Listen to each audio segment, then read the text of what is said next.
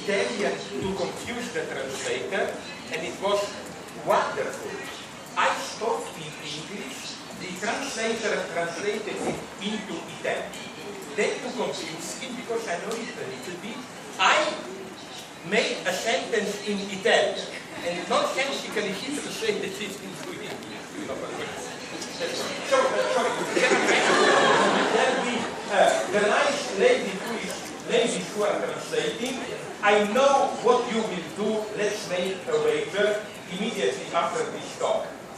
You will buy a voodoo doll of me, and all the evening you will be putting needles into it. No? And I agree with you, because I must be nightmare. Talking too fast and so on. But you know what will be your ethical end? Once it happened to me in Spain, I had a strange experience that, you know, I talked for 5 minutes and the translation was like 10 seconds, you know. Then I asked my friend, how was the lady translating, you know? And, okay, I was asked a difficult question and I was improvising an answer. And the translation was, Professor Zizek really doesn't know what to say and he's just bluffing around. Okay, so maybe you translate. Okay.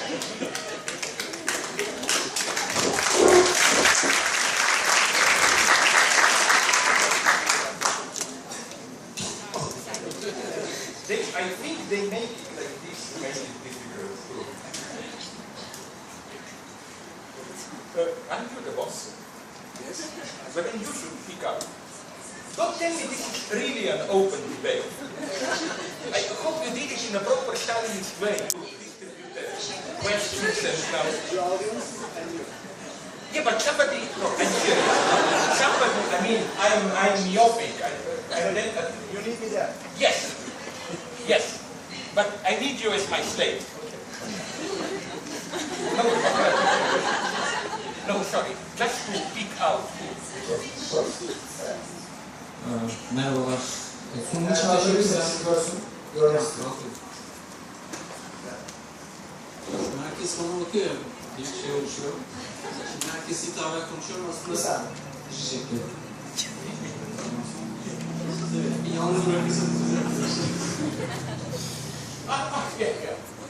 Okay. You know what I would like, sorry, to have a choice of like channel 1 and direct translation. I haven't heard such a stupid talk, Prof. Channel 2 is the polite translation. Like, it was a very interesting talk, but maybe there is one point when I would shift the accent a little bit. So do the first version, please. Şimdi anlattıklarınızın en başındaki Amerika'daki bu seks sözleşmesi denen bir o kit ve kimlik sözleşme esasen zamanında seksin toplum tarafından tanımlanarak yapıldığını iyi anlatıyor. Bugün böyle tanımlanıyor. Facebook ortamında da benzer bir ya da sosyal medya ortamında da benzer bir tanımlama var. Bunun kriterleri günün ideolojik formasyonlarıyla belirleniyor. İşte geçmişte bunu din yapıyordu. Bugün artık dinin yerini başka fenomenler aldı ve bunlar yapıyor. Bu anlattığınız hikaye bana Zamyatin'in Biz romanındaki seks ilişkisini hatırlattı bana. Roman 1922'de yazıldı ve bugüne dair ciddi bir eleştiri yapıyor hala. Burada durmalı mıyım? Soruyu alabilirsin. No, tell me which novel, my God. Şunu, Zamyatin. Yevgeny Zamyatin. Which one? Me. We. Yeah. We is the title. Yes, we, yeah. Şimdi, bu şu anlama geliyor. Yani seksin toplum tarafından, aslında biz toplumu konuşuyoruz. Kurulmuş, yapılmış bir şey konuşuyoruz. Hatta bu belediyenin o toplumun kurumlarından bir tanesi. Dünkü Alain'in konuşmasında şunu düşündüm. Yani şöyle bir şey düşündüm. Biz aslında aşık olarak bu toplumun içinden tikel anlamda çıkıyoruz ve bu tikel bir devrim gibi yapıyoruz. Böyle gerçekleştiriyoruz. Bu konuda bence Zizek'ti hemfikir anladığım kadarıyla. Şimdi bugün şöyle bir problem ortaya çıkıyor bence. Bunun temelinde bir yabancılaşma var. İnsancılık kendisi değil. tanımlanmış bir şey. Dolayısıyla kendisi olabilmesi için aşkınlaşması lazım. Onu nesneleştiren her şeyden aşkınlaşması lazım. Aşk bunun için iyi bir araç, süreç. Bu konuda hemfikiriz. Peki yabancılaşma ortadan kalktığında ne olacak?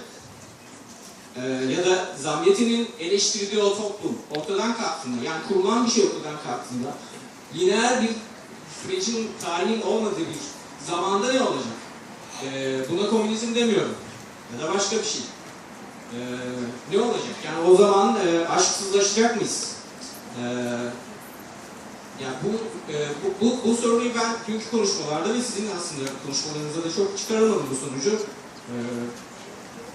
Açıkçası merak ediyorum. Yani yabancılaşmanın olmadığı bir ortamda ne olacak? Teşekkür ederim. Well, now, I mean, it's a wonderful question. My only problem is that it's a half-an-hour question. So to answer it properly, I should take more time, so I try to be as brief as possible. First, about contrast. I read with some leftist critics in the United States of this contract we signed and so on, that's the irony.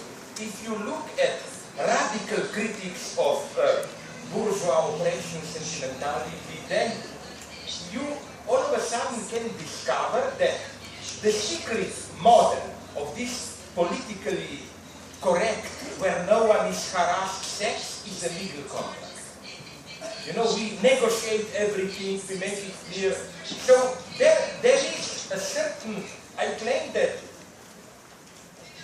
politically correct obsession is one aspect of this legal ideology penetrating our daily life.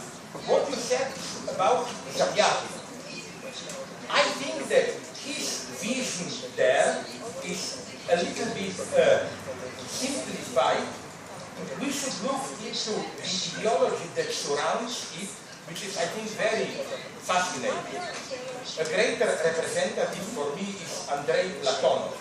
It's what one cannot but call the communist Gnosticism. The idea was that the main task of the October Revolution should be, and they meant it quite literally, to produce a new man through genetic changes and so on. And a man who is clearly described as beyond sexuality. This is the metaphor, beautiful one they use. In the same way that if you look at a steam machine and it gets too hot, you don't feel the heat. You just look it on some sign on a measuring apparatus, that we should learn to relate in the same way to our bodies. You don't feel pain in an abstract way, you just register. And the biggest representative of this was Platon, who you can feel how in his big novels sex is mostly a degrading experience. And it's an extremely interesting topic and how in his later so-called Stalinist works, sex returns in a more positive mood, as a mode of authentic existence. I mean, things are much more complex there. But now, the really interesting aspect of what we said. No problem for me, I am for alienation. I'm sick and tired of this bourgeois ideology that, you know, we don't need alienation, everything should be self-organized, directly transparent, and so on and so on. Alienation, even at the symbolic level, alienation in the sense of we use cliches, there is a certain externality of language. My hero here is American producer Samuel Goldwyn. There is a legendary story because he produced many Goldwynisms. Nonsenses, but we now know he planned them well. He wasn't an idiot. He got a report from some newspapers attacked films produced by him that they use too many old cliches. So he immediately wrote a memo to his scenario department. We need more new original cliches. And he was absolutely right. The great historical change is not, I'm just an exception, I don't follow cliches. No, the great change is precisely to invent new cliches. With all this minimal, cliché means precisely you don't have to think too creatively. We absolutely need this as a background. Even at a different level, that's a deep paradox. Even Marx lately suspected it, that one thing is alienation, the way Marx describes it, capital, all that. Another thing is, maybe you shouldn't call it alienation, a certain externalization in the big other symbolic system and so on, which is much more primordial. What we should only insist is that, no, we are not the masters. There is another. But the point is that this other is also not the master, doesn't know. So what I'm claiming is that we should maybe problematize this topic of simply condemning alienation. We should be much more precise there. I have no problems with that. Look, even the same problem that you described, it works with even jokes. You need a background for jokes. For example, in Paris, 35 years ago, I participated in a seminar by Alain Badiou. It was when Alain Badiou was still at least pretended to be normal politically. It wasn't like now when he is getting quite crazy, he's supporting Sarkozy and so on. But what happened is that I wanted to make a joke against proverbs, which are another form of cliches, and I used to give an example of a conformist proverb, which justifies anything. In Slovenia, maybe you have it also. If you do something and you risk too much and you fail, there will always be a wise guy who will tell you, our Slovene vulgar proverb is, you cannot urinate against the wind. Like, don't risk too much, no? But I made a mistake, because the Slovene verb for urinate sounds very close to French word for to defecate, shit. So what I said was, you cannot shit against the wind. On ne peut pas chier contre le vent. And Miller gave a wonderful answer. He just looked coldly at me and said, well, the wind must be really strong in Slovenia. But you see what I mean? We can do this only against the background of all these proverbs, cliches, which is why I claim true creativity is to create new cliches. Arkadaşlar soruları sormazsa gerçekten sıkıntı yaşayacağız. Şuradaki arkadaşa sözü verelim. Kartal'dan gelmiştir. You see, there is an erotic dimension in it. It's kind of erection, short question, long answer.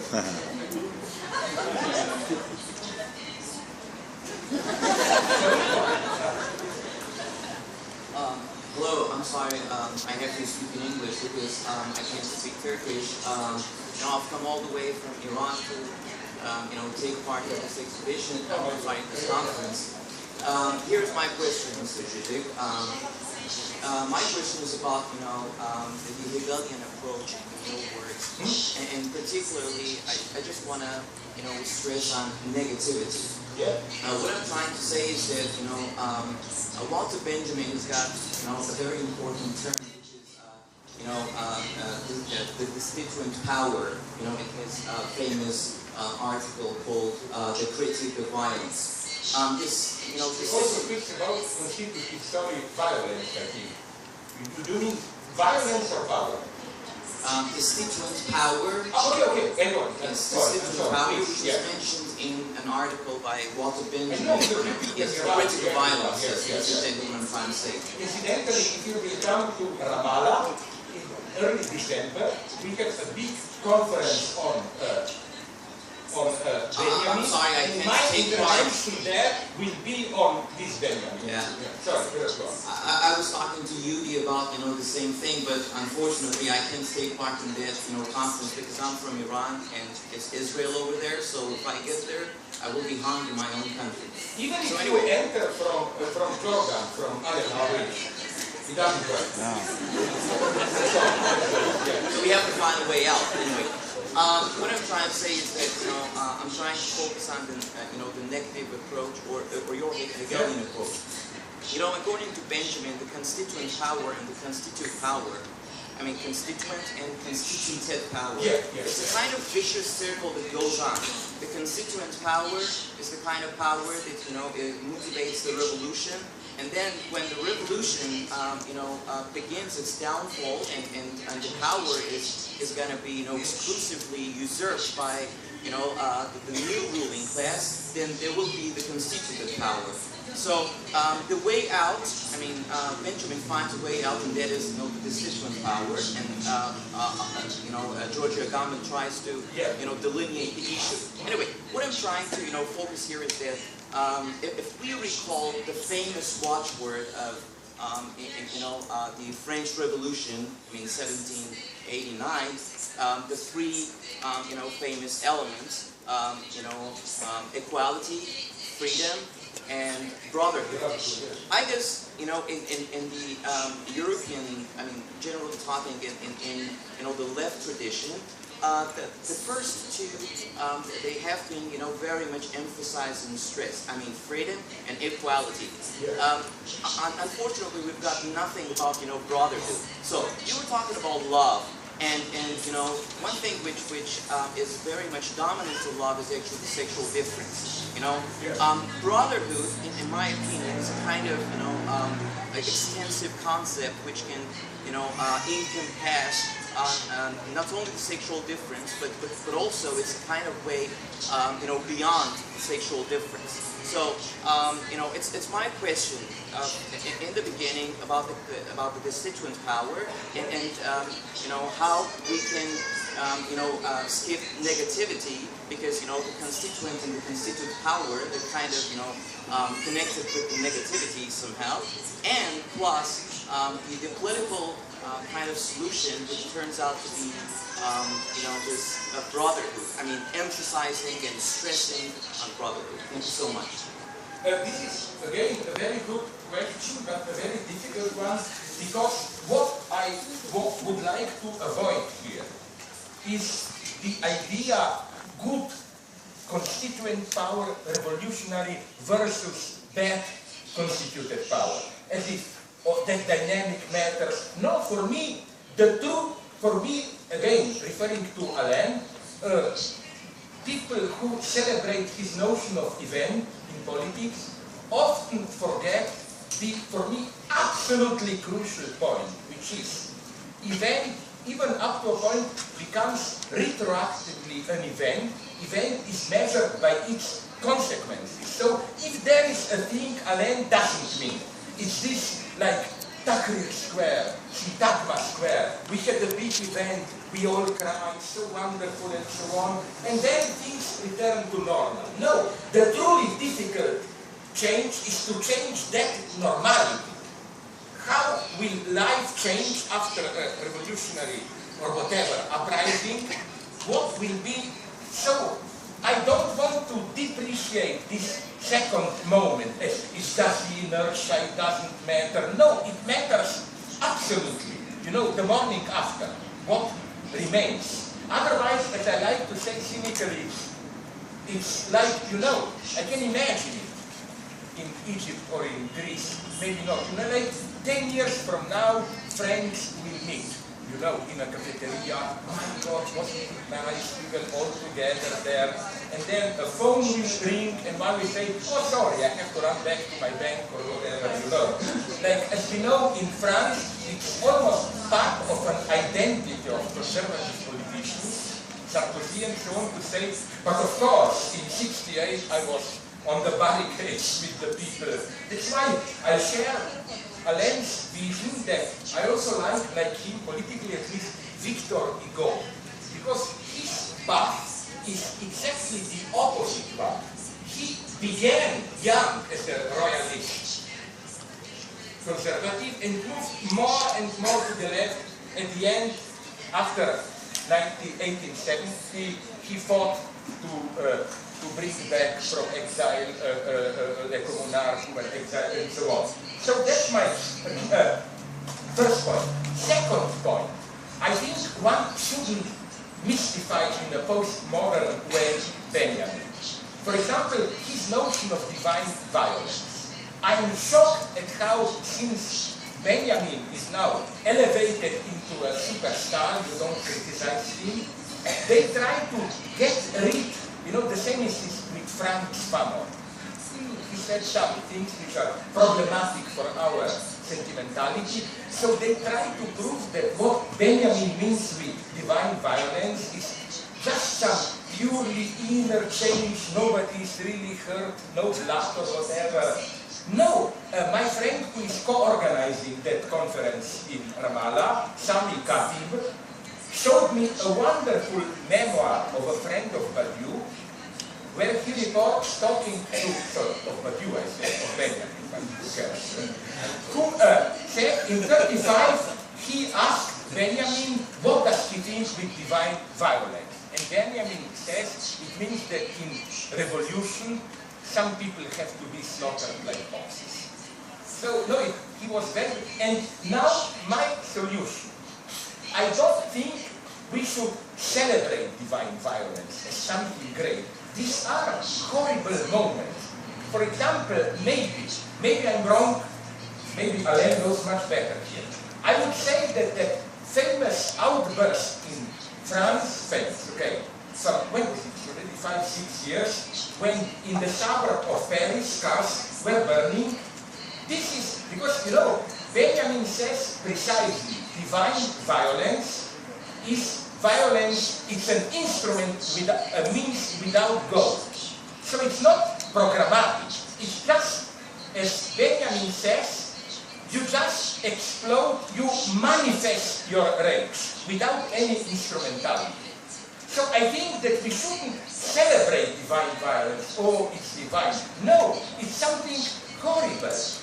But it's more an indication of a desperate social situation where, for example, in France, you have a whole generation of people who are not able to minimally politicize their predicament, not even in a fundamentalist Islamic way. All they can do is just explode. This is for me divine violence today. And it's nothing noble. I mean, if I were to be there, I would run away like hell, to put it primitively. But nonetheless, it means we have no right to simply condemn. It is a display of a certain fundamental deadlock. Although, on the other hand, you know, with Benjamin, it's like Spinoza for me. I don't know what it is here, but under the influence of Deleuze and others, there is a certain divinization of Spinoza. You know, Spinoza is the untouchable. You cannot criticize him. Maybe we should do a little bit of this also to Benjamin.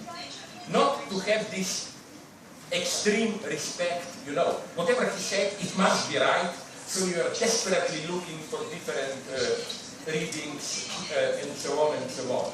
Although I cannot ever resist vulgar conclusions, I have one idea. Why don't you organize a colloquium?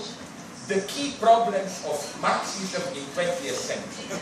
And one topic will be Benjamin's affair to Asia Lapsis, the beautiful one. The second, Lenin and Ines Alarman. The third topic, here is your topic, across the island, Trotsky and Frida Kahlo and so on. I'm sure you will get enough people for that. Sorry, but you see the direction where I'm sitting. Brotherhood. Sorry? Brotherhood. Brotherhood. My God, I'm tempted to say here that I know there is a feminist criticism like by brotherhood, by not sisterhood and so on, and I am uneasy with that criticism, but maybe Alain should answer this one later. You know? So what I would do, I use this joke in my books. In old Yugoslavia, we have a big TV quiz. And you got one figure which was called the quiz boy. And you could use it once, not to answer the question. Okay, I use for that brotherhood quiz boy. I don't have it. Because I must admit, I didn't think about it. İki tane kısa soru olacak. Bitireceğiz. Bitmek zorundayız. Çok zamanın üzerine geçtik. Sizden ve hemen arkasından ikinci soruyu da But I notice how you systematically privilege the right side. Ignore the left. I must notice.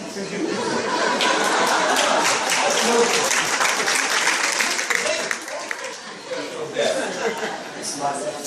Sorry? It's my left. Yeah, but you count now. I think you count Bangladesh. They are all my friends, you know. Sorry? They are all my friends. You're Sonuna kadar biraz mutlu olur ama yine de sormak istiyorum. Eğer ölümsüz varlıklar olsaydık ve bunun bilincinde olsaydık, farkındalığına sahip olsaydık, aşk yine de olur muydu? Diğer kısa soruyu size alalım. now, sorry.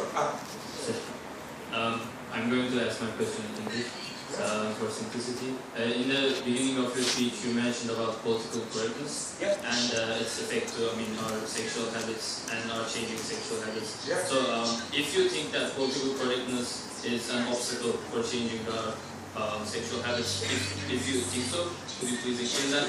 And if you think so, do you think it's an obstacle for changing other problematic aspects of our life, such as like racism, discrimination, and in your case, even revolutionary Marxism? Is the idea of political correctness, the dichotomy between being politically correct and incorrect, an obstacle for us when changing our life in a revolutionary?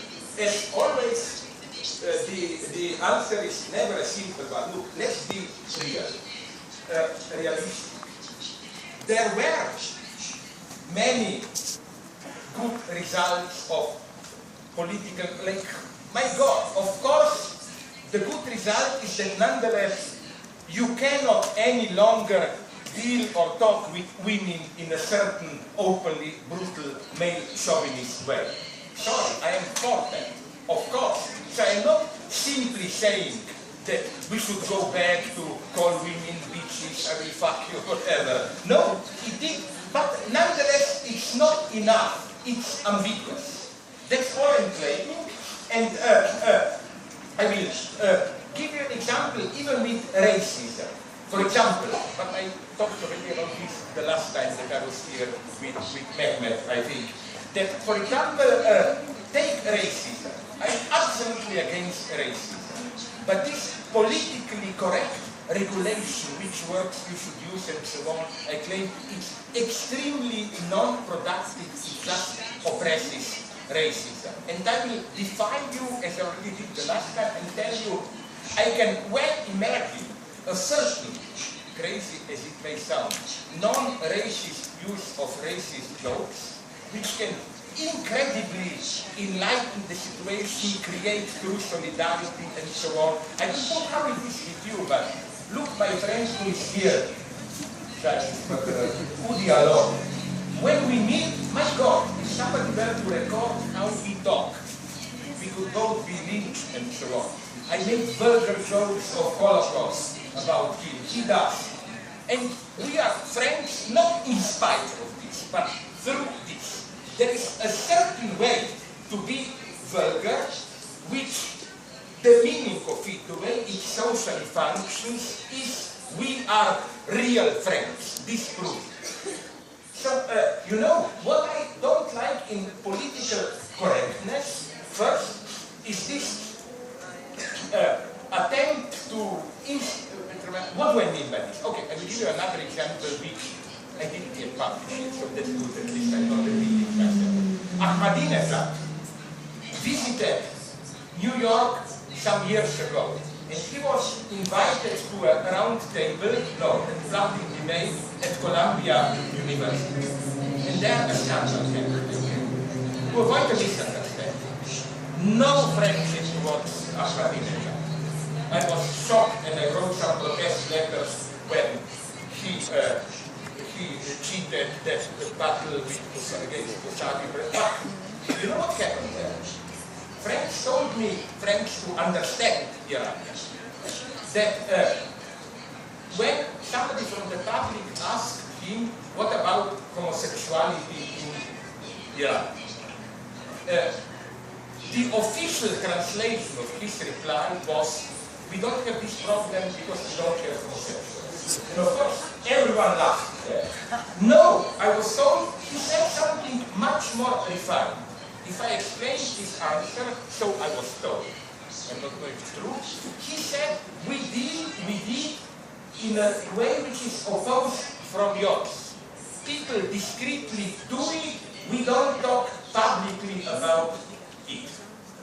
And of course this is the standard half oppressive attitude, but he pointed out something that precisely, I think, is endangered with political correctness. In our daily lives, it's absolutely crucial to have this refined distance. You don't speak publicly about everything that you say and so on.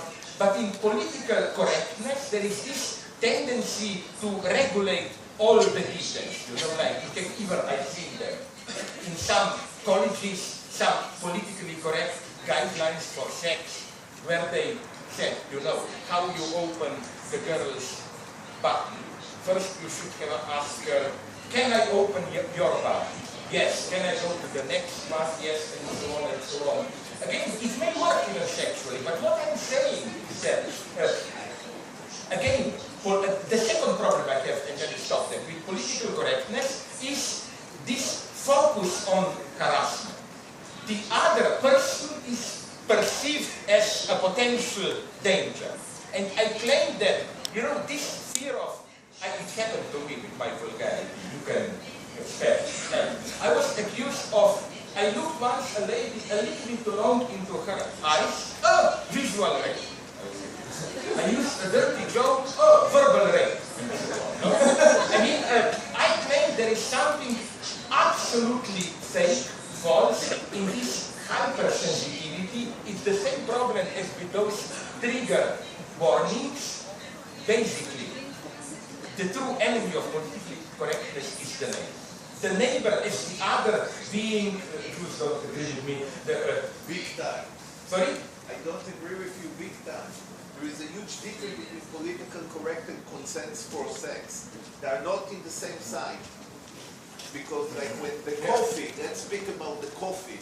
Yeah. So the coffee, let's say he read Lacan, and he think, come for a coffee, it means let's have sex. Yeah. She read Sixu, and she said, come for a coffee, it means let's speak about my language, my feminine language. So the way I agree with you about political correct is totally a different issue of the fight for consent.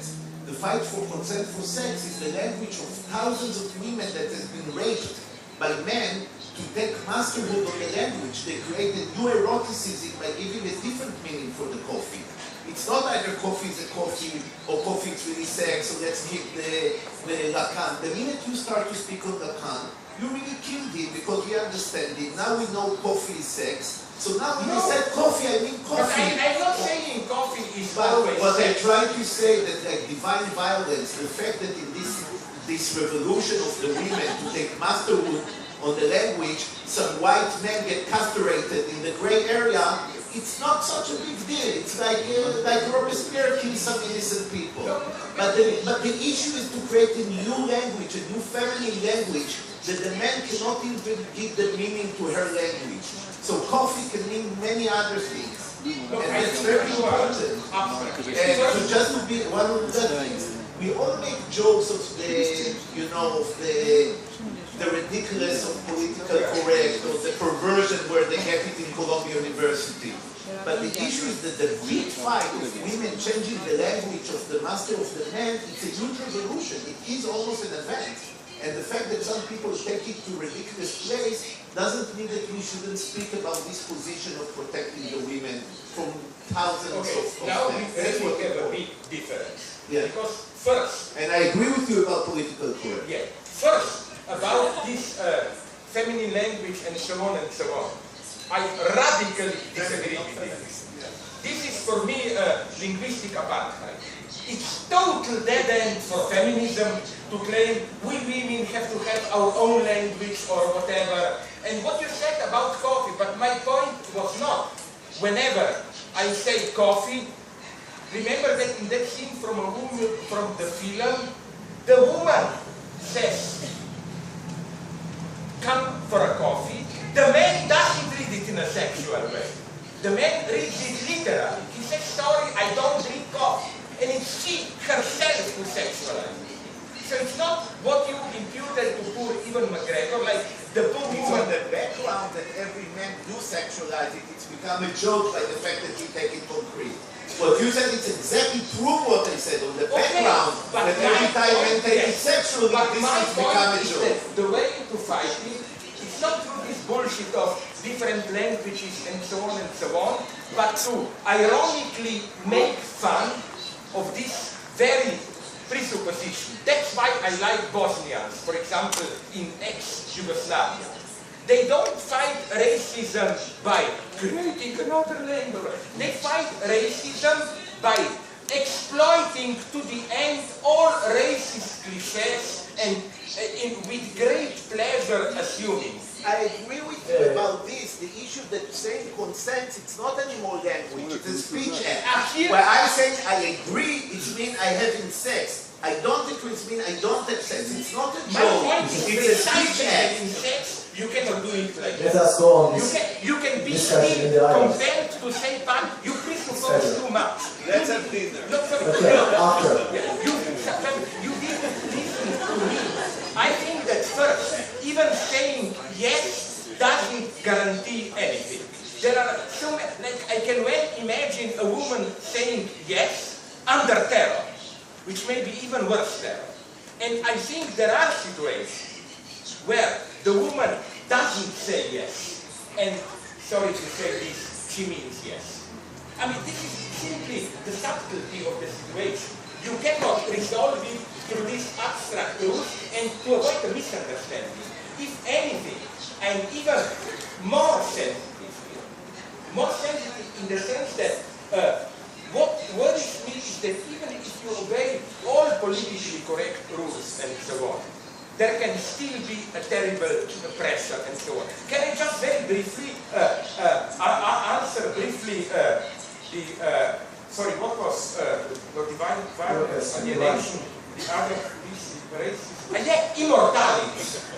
The immortality, love, and so on. Immortality, yes, but in Badiou's sense, not in the. And it all depends on what exactly do you mean if we were immortals. I hope I understand you correctly if I say, what's the problem? We are immortals in some dimension of our being. Immortality doesn't mean I will biologically never die. Immortality means there is, as you call it, event, dimension in our being, which is properly, and you can be a materialist for it, metaphysical, in the sense of beyond this cycle of life, death, and so on, whatever ordinary. So I would say that yes, without immortality there is no authentic love. But this immortality has nothing to do with vulgar biological immortality. If anything, to imagine vulgar biological immortality is something extremely brutal and vulgar. Where do you find immortality in popular culture? Living Dead, Stephen King, and so on and so on. That's absolutely not. This is, you know, that's the only way I would supplement a little bit Alain then. Of course, living dead don't exist. But there is a certain imaginary of immortality which is precisely a bad, obscene immortality. Teşekkür ederim kendisine. Arkadaşlar çok